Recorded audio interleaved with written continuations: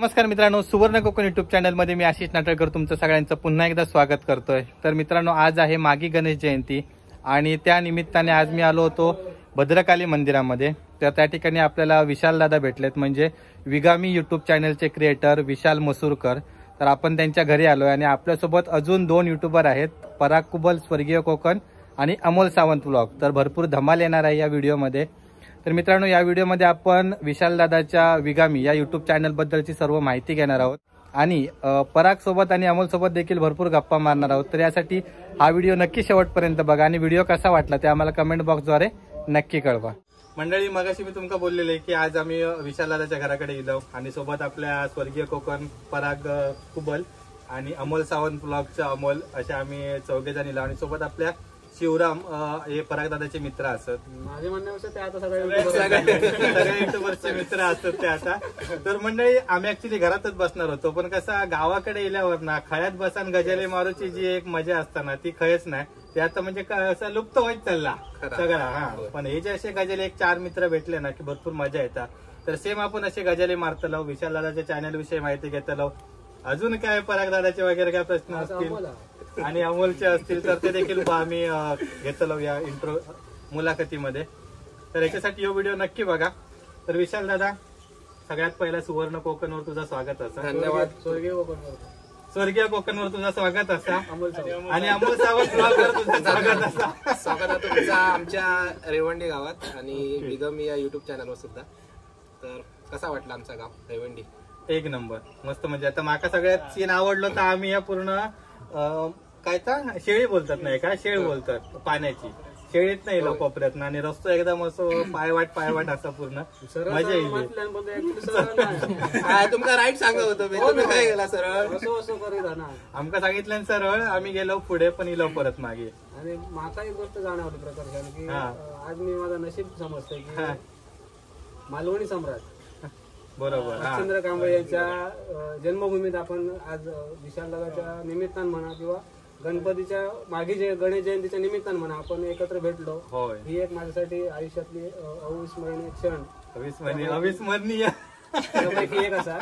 आता नाही या खरा की रेवंडी कलाकारांची भूमी म्हणूनच प्रसिद्ध। बरोबर, म्हणजे सर्व अशी मच्छिंद्र कांबळी ते झाले, परत लीलाधर कांबळे झाले, परत गीतांजली कांबळे म्हणजे ते लवांकुश कांबळे ना, लवराज कांबळे त्यांची मिसेस, हे सगळे नाटकातले कलाकार झाले। तसे बरेचसे लेखक सुद्धा इथलेच असत, रेवंडीतले मूर्तिकार म्हणजे लालबागचा राजा जो घडवतात ना ते संतोष कांबळी ते पण आहेलेच। आणि दुसरे ते आता याची मूर्ती आपली रेवंडीच्या राजाची मूर्ती जी आहे केली ना, तारक कांबळी सुद्धा आहेलेच। त्यांच्या मूर्त्या ना पूर्ण जवळपास आपल्या मालवणात आणि काही काही लांब सगळ्यांना माहितच असतो। आणि मेकअप आर्टिस्ट पण असतात, भरपूर जण असे नाटकाचे सेट सगळ्याच म्हणजे रेवंडीत असे त्या बाबतीत कलाकारांचीच भूमी। म्हणजे असा कसलाही क्षेत्र नाही, सगळ्या क्षेत्रात कोण ना कोण असतात, उद्योगपती पण असतात, मेन म्हणजे लकी दादा लकी दादा आमका भेटलेलो मगाशी, जरा अर्जंट कामात होतो पण तो भेटतोय आमका बोललो। तर मंडळींना अजून एक सांगूचा विषय कसं की आता आमचा जो कोकणी युट्यूबर ग्रुप आहे ना त्याच्यामध्ये आम्ही बहुतेक जण मालवणी बोलतो, त्याच्यानंतर रत्नागिरीवाले असतात ते म्हणजे ते त्यांच्या त्या रत्नागिरीच्या भाषेमध्ये बोलतात असं कोकणी भाषेमध्ये। पण आमच्यामध्ये अशी एक व्यक्ती आहे ना, तर पूर्ण एकदम ऍक्युरेट मराठी म्हणजे असं बोलायला गेलात ना तर आमका पण तेवढं अजून जमत नाही। आम्ही शाळेत वगैरे मराठीमध्ये पूर्ण सगळं लिहित होतो, पण आता प्रत्यक्ष लाईफ मध्ये तसं एवढं हे येत नाही। कोणतरी मुंबईचा माणूस भेटला तर आपले 4 शब्द शुद्ध मराठीत बोलतो, पण ती पण आमची त्याच्यात पण धड मालवणी आणि मराठी मिक्स असता कॉकटेल।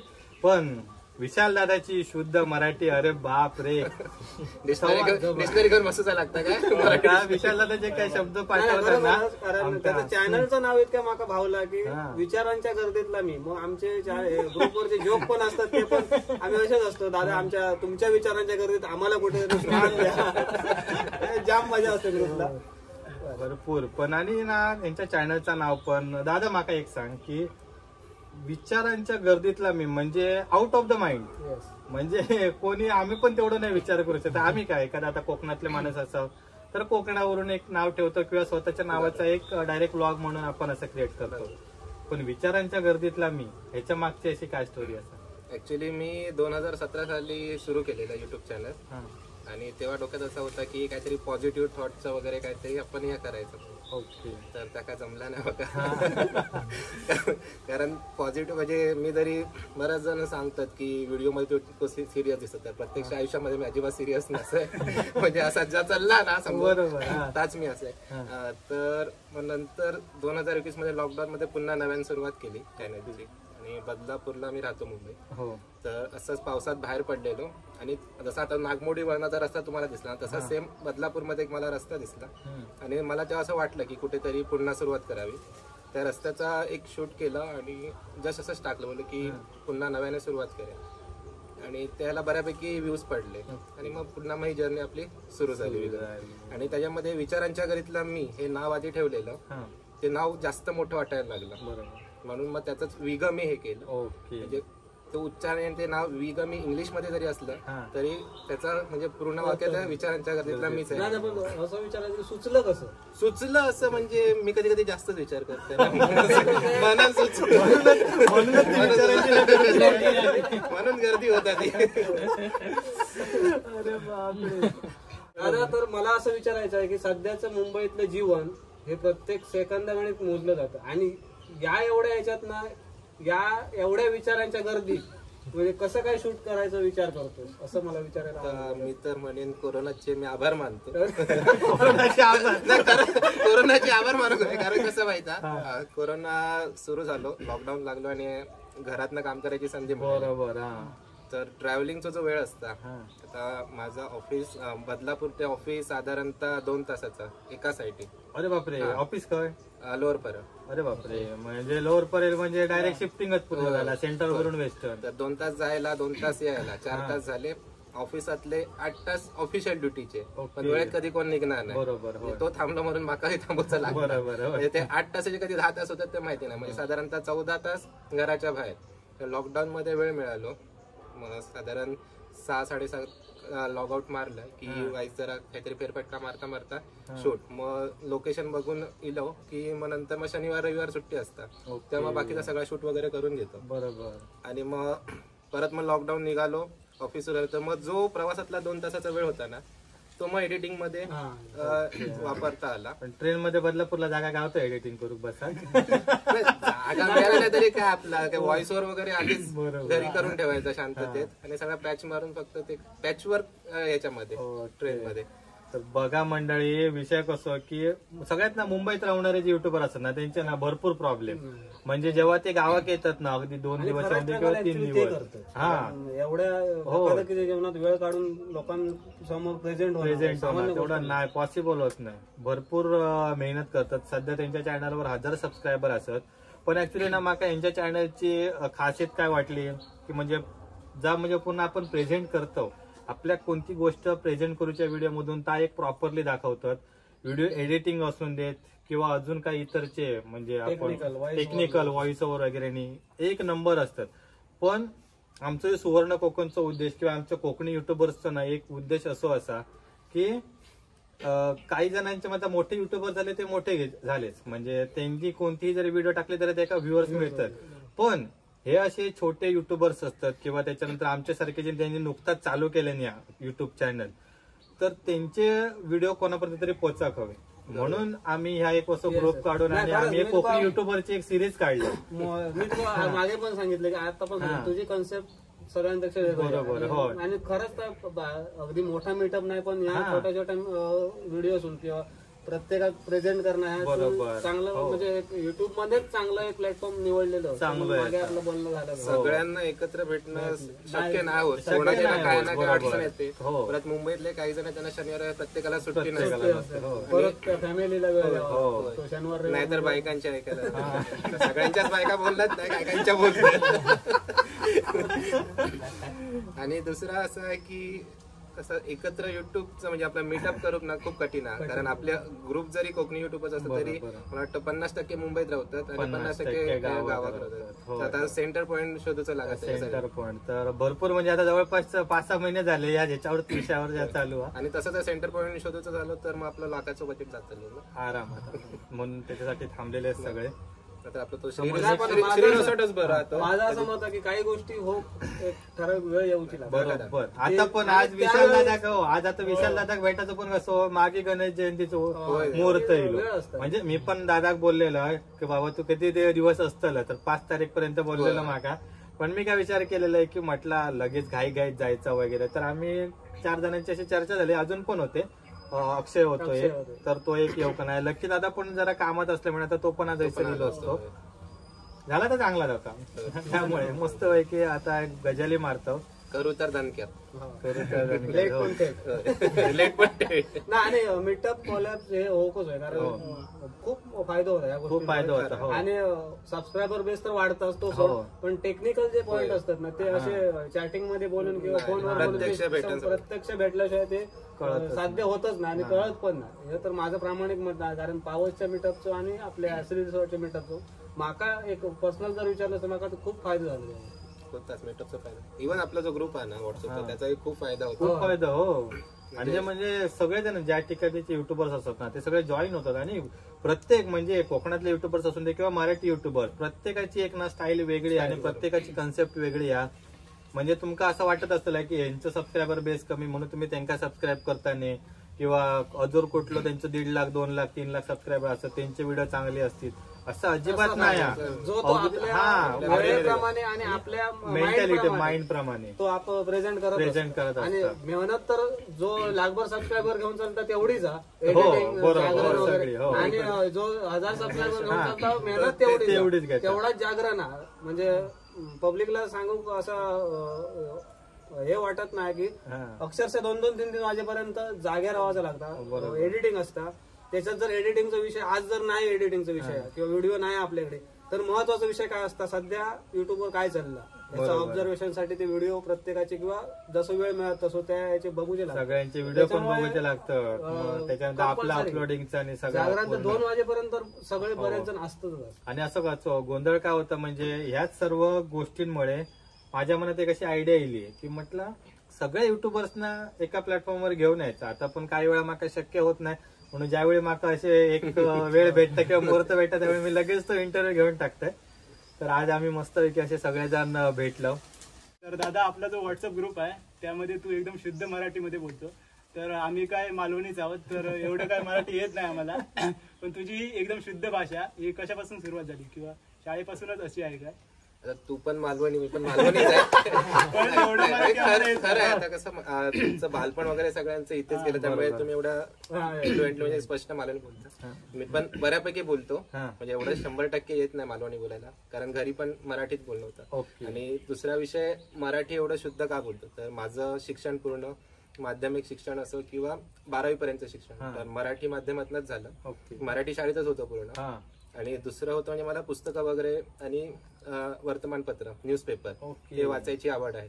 त्याच्यामुळे आता सगळं आता परागदादांनी सांगितलं की सगळं डिजिटल स्वरूपात आपल्याला मिळतं त्यामुळे आता पुस्तकं कोण वाचत नाही तर मोबाईल मध्ये सगळ्या मोबाईल आता कळला. याच्या पुढे विचारांची तुका गर्दी वाढवायची असतात ना तर तुका पुस्तकं वाचू कमी. आता म्हणजे पेपर तर आता कमी झाले ते का ऑनलाईन भेटतात. लक्षात ठेवा. पेपर पण वाचून आवडतं काय बोलतो विकत घेऊन पण असं कधी वाटलं नाही तुझ्याशी बोलताना की तू पेपर आणि तुझा काय संबंध असतात म्हणून. संबंध काय असतात जास्त कितीपर्यंत असतात. आणि दुसरं म्हणजे मला असं वैयक्तिकरित्या वाटतं की मराठी भाषा कुठेतरी जपली पाहिजे. बरोबर. कारण आता बाहेरच्या राज्यातनं लोक येतात तर आपल्याला कोण विचारतो अरे भैया इधर जाणे का रस्ता किधर. बरोबर. आपण जर त्याच्याशी सहज हिंदीत बोललो ना त्याच्यामुळे आपणच आपली भाषा कुठेतरी विसरतो.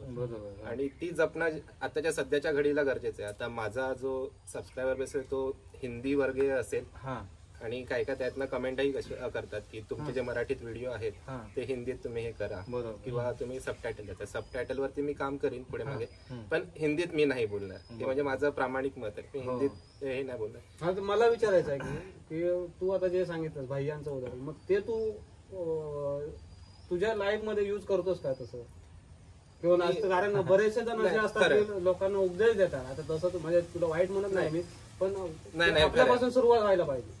मी म्हणेन 100% नाही करत पण 80 ते 90% मी हा प्रयत्न करतो. आता कालच मला एक एक कॉल आलेला. माझा जो BSNL चा नंबर आहे तो आधी एका कोणत्या तरी व्यक्तीचा होता आणि BSNL यांनी फोन केला की ही अशी व्यक्ती, आणि ते समोरून हिंदीत बोलले. तर मी बोललो की तुम्ही काय बोलतात, तर ते होतं की हिंदीत बोला म्हणून. बोललो मला हिंदी नाही समजत.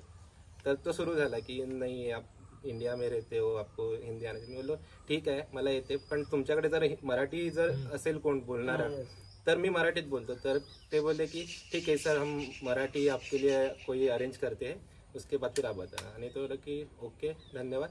बोललो ठीक आहे, पण मराठी असेल तरच पुन्हा कॉल करा असं सांगितलं. आणि तेच कारण सांगणारे बरेच असतात, पण कुठेतरी स्वतःपासून आणि सुरुवात कसं माहितीये, जिकडे शक्य आहे तिकडे आपण मराठीतच बोललं पाहिजे. म्हणजे अगदीच ठीक आहे, आता मला ऑफिसच्या निमित्ताने बाहेरच्या दुसऱ्या राज्यात जावं लागतं, तेव्हा आपल्याला तेव्हा ते हिंदी बोलणं किंवा इंग्रजी बोलणं गरजेचं ठरतं. पण जिथे मराठी बोलणं शक्य आहे म्हणजे आपल्या राज्यात आपल्या घरात, तर तिकडे मराठीच बोललं पाहिजे. कारण याच्यावर ना मी एक हे सांगू गोष्ट, मी तरी आता ना मुंबईत कामाक होतोय ना, तर त्यावेळी असं माझं एक म्हणजे सीन, मी डायरेक्ट म्हणजे आमच्या मुंबईचे पण जे सगळे रिलेटिव्ह असतात ना पाहुणे, ते गावचं कोणती लिहिलो की पूर्ण मालवणीच बोलतात. असं नाही की गावचं लिहिलो आणि आमच्याकडच्या मी शुद्ध मराठी. मी कामावर पण मालवणीच बोलायचो. हा मालवणीच पूर्ण.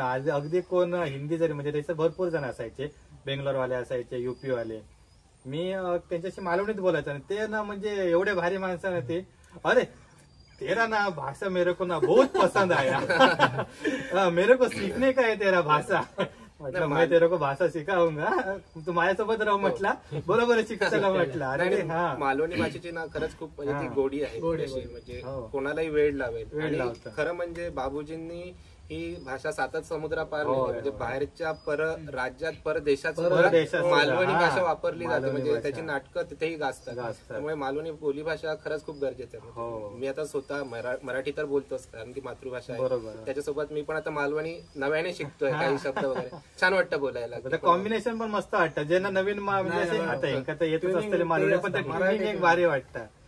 तर मंडळी मगाचपासून तुम्ही बघत असताल की आपल्यासोबत अजून एक आमचा मित्र असा, तर तो एकदम पूर्ण गप्प बसला. तर ते का पण जरा बोलता करू. ऍक्च्युली शिवराम दादा हा ना तो परागचा मित्र, आणि आता विषय असं झाला की पराग सोबत राहा आणि आमच्यासोबत राहा, आमचा पण खास मित्र असा झालेलो असा. तर दादा तुझा सांग विषय की म्हणजे तुका आमच्यासोबत राहा कसं वाटतं, किंवा काय असं म्हणजे वेगळा वाटतं. रेग्युलर बाकी तर सगळेजण असतातच मित्र, किंवा युट्यूब चॅनल सुरू करतो की नाही, किंवा तू पण आमचं बघून याच्यात येतं की आमचं एक कॉम्पिटिशन आमच्यासोबत मुख्य म्हणजे मला सांगायचंय, माझं आणि युट्यूबर्सचं नातं म्हणजे खूप जवळचं झालं आता. आणि ते सगळं असं मी ठरवून नाही केलेलं, हे सगळं अचानक घडत आलं. आता माझी पहिली युट्यूबरची भेट होती ती लकी दादाची होती 1-2.5 वर्षापूर्वी. त्यामुळे कसं तिकडून माझी जी सुरुवात झाली, आणि मग त्याच्यानंतर मला एक जण नंतर पराग भेटला, प्रसाद गावडे कोकणी रानमाणूस त्याची ओळख झाली, अनिकेत रासम त्याची ओळख झाली, त्याच्यानंतर तुझी ओळख झाली, अमोलची ओळख झाली. असंच आज एक नवीन आपण मेन आजच्या इंटरव्ह्यूचे मेन स्पॉन्सर काही पैसे देऊ तर आमची ना घराच्या इलं आम्ही पण आमका चाय पण देऊ ना, मी इलेला चाय मागितलेलं गॅस आपलं सगळं दूध नाही काढूचा लागत म्हणजे आमका पुटी चाय चालत, आमका पुटी चाय चालतली. आता आज माझी ओळख विगामी चॅनल विचारांच्या गर्दीतला मी विशाल मसूरकर दादांशी झाली. तर असं माझं आणि युट्यूबरचं एक नातं निर्माण झालंय. आता या भविष्यात पण अजून माझे काही युट्यूबर्स मित्र होतील, आणि मी स्वतःही खूप फिरतो असा कोकणामध्ये, आणि मी स्टोरीला सगळं टाकत असतो. पण मला खूप जण आता हा माझाच मित्र आहे पराग, तोच मला मी स्टोरीला किंवा स्टेटसला काय ठेवलं का मला तो प्रोत्साहित करत असतो की कंटेंट म्हणून, की हा तुझ्याकडे एवढा कंटेंट आहे तर तू पण चालू कर युट्यूब चॅनल. तर असा आहे माझा विचार. आता बघू, विचार आहे पण जेव्हा मी कृती करेन तेव्हा तो साध्य होईल. माझं एक आहे, जेव्हा चालू करशील तेव्हा तू पहिली आठवण इकडच्या काढायची, पहिली फ्रेम बोला. पण आता ना पण आता मी ना सगळ्यांच्या वतीनं एक प्रश्न विचारतोय, म्हणजे माझा अनुभव येईल एकाच विचारतोय. माझा एक असं अनुभव येईल की जे युट्यूबर सोबत असतात ना, ते अक्षरशः युट्यूबर्सला एवढे शिव देतात ना, कारण विषय कसा असता माहिती आहे की एखादा व्हिडिओ काढतो, हा व्हिडिओ काढतो असला, अरे चला तो उतरला तिकडे मागे बोंब मारत, अरे काय मिळायचं चल, नाही नाही, अरे मला झाला काय तुझा तसं काय तुझं विषय नाही, काय? नाही, तो मनापासून एन्जॉय सांगा. करतो, नाही तर मी बरोबर. उलट त्याचं असं म्हणणं आहे की म्हणजे माझा ऑब्झर्वेशन मी या मस्करीचा बोलला ना. तुला उत्तर सांगता येतं. त्याचं असं ऑब्झर्वेशन आहे की ह्या गोष्टींना काहीतरी शिकूक नाही बरोबर हो. महत्वाचं म्हणजे हा. प्रत्येक जण कसं काय स्वभाव बरोबर, होय. रिॲक्ट झाल्याशिवाय समजत नाही ना. एकदम तू सिरियस मोड मध्ये नाही मग तसा त्याचा विचार असं असतो की नाही, आणि मला काहीतरी मुख्य म्हणजे नवीन नवीन मित्र बनवायला आवडतं बरोबर होय. पहिल्यापासून. ती एक चांगली गोष्ट हा, आहे. आणि हे युट्यूबरशी नातं माझं अचानक असं जोडलं. मी काय असं कधी ठरवून असं मी ठरवलं नाही की मला आज या युट्यूबरला बरोबर. भेटायला जायचंय. अरे हे असं सगळं नाही, खरं आहे. खरोखरच आहे. जेवढे सगळे माझे युट्यूबर्स आतापर्यंत माझे मीटअप झाले सगळ्यांशी असं अचानक झालं. मी कधी असं ठरवून कधीच नाही झालं. बरोबर, हा. तर गाववाल्यांनो, आजचं आमचं व्हिडिओ तुमका कसं वाटलं ना, तो आमका कमेंट बॉक्स मध्ये नक्की सांगा. ह्यो एक आमचा वेगळा विषय होतो. म्हणजे मी रेग्युलर तुम्ही माका बघितलं असतास की मी पर्टिक्युलर असा इंटरव्ह्यू टाईप मध्ये व्हिडिओ घेतोय, प्रत्येकाची मुलाखत घेतोय. पण आज जरा माका पराग मिळालो, अमोल मिळालो, शिवराम दादा मिळालो, भरपूर मजा येईल. आणि एकदम आणि आम्ही एकदम सगळ्यांची, कारण कसं विषय की विशाल दादाच्या विचारांची गर्दी एवढी आहे की आमच्या पण 4 डोक्यांची विचारांची गर्दी करून आमका फेसला जायचा होता. तर भरपूर मजा येईल. आता आम्ही जरा बघतो, विशाल दादा पण माहित नाही घरात काय काय असं आता खय खय ठेवलेलं आता चाय पाण्याची वस्तू. जर आता चाय पाणी घेतलो आणि परत आम्ही भद्रकाली मंदिरात जातलो आणि मग तिकडून घरात जातलो. लक्की दादा पण भेटतलो. हो, मगाशी आमका भेटलो. भेटला, परत येणार आहे तो. हा, तर परत येणार तर लक्की दादा भेटून आम्ही जातलो. तर ह्यो व्हिडिओ तुमका कसं वाटलं तर आमका नक्की सांगा. त्याचबरोबर स्वर्गीय कोकण व्लॉग, विगामी विशाल दादा मसूरकर आणि अमोल सावंत व्लॉग, सुवर्ण कोकण व्लॉग आणि नवीन चॅनल आताच नाव ठरवून ठेव. आपल्या भेटीसाठी येताला. तर ही सगळी चॅनलला सबस्क्राईब करा आणि यांचे व्हिडिओ बघा आणि काय तुमच्या प्रतिक्रिया असतात ती कमेंट बॉक्सद्वारे नक्की कळवा. ओके, आणि धन्यवाद. सर्वांना इंस्टा FB वर फॉलो करायला विसरू नका. होय होय, कारण तिकडे सगळे आमचे लेटेस्ट अपडेट जात असतात. बरोबर, की व्हिडिओ आम्ही काय कोणती करतो ती येत असतात. भेटूया अशाच एका नवीन व्हिडिओच्या माध्यमातून. तोपर्यंत बाय बाय, टेक केअर, काळजी घ्यावा. प्रवास कधीही संपत नसतो, आपण मात्र थांबायचं नसतं. आपली आपल्या परिवाराची आणि परिवाराची काळजी घ्या. धन्यवाद. धन्यवाद. सगळ्यांनी आपल्या एंड केले.